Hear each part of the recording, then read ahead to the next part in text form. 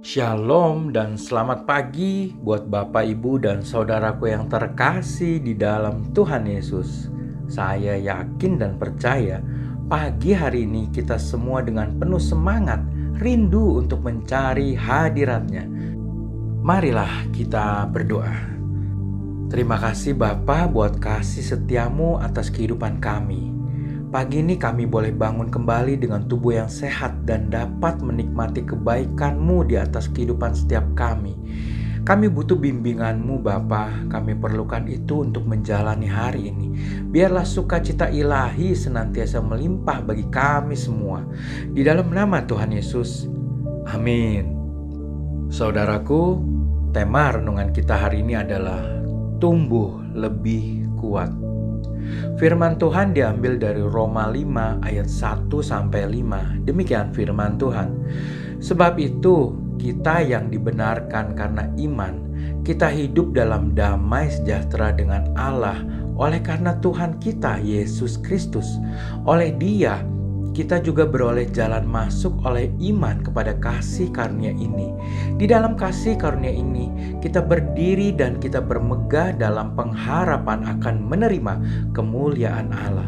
Dan bukan hanya itu saja, kita malah bermegah juga dalam kesengsaraan kita, karena kita tahu bahwa kesengsaraan itu menimbulkan ketekunan, dan ketekunan menimbulkan tahan uji, dan tahan uji menimbulkan pengharapan, dan pengharapan tidak mengecewakan.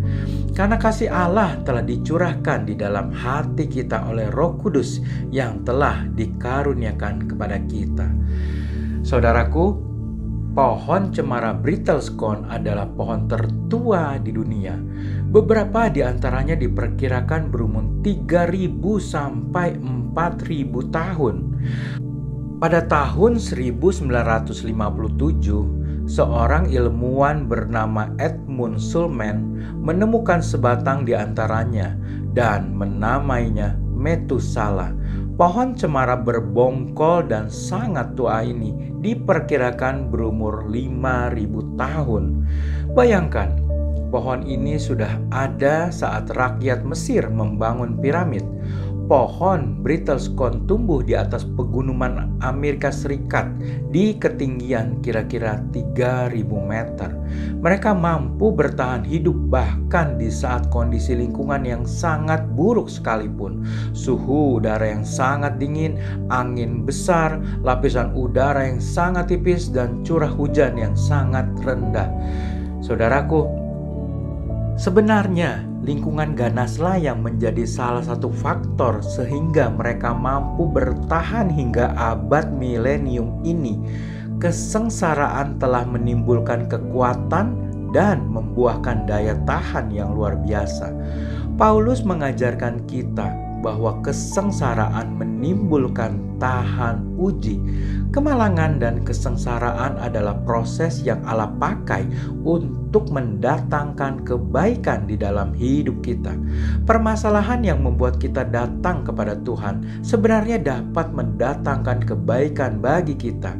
Hal itu membuat kita sepenuhnya bergantung kepadanya. Di dalam berdoa, hendaklah kita tidak hanya memohon kelepasan dari penderitaan, tetapi juga kasih karunia Allah supaya dapat tahan uji dan bertahan dalam setiap penderitaan.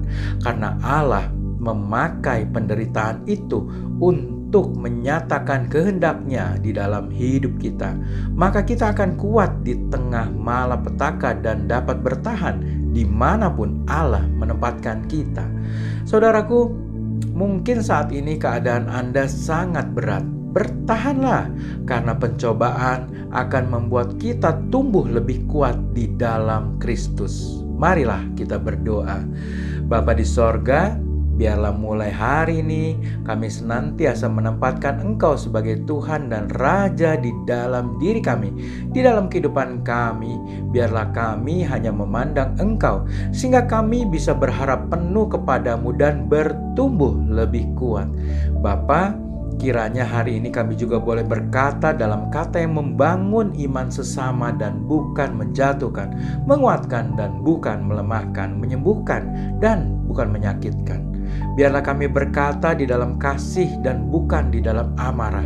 Biarlah kami menjadi berkat bagi sesama di dalam perbuatan, dan terlebih menjadi alat yang bernilai indah di mata-Mu ya Tuhanku.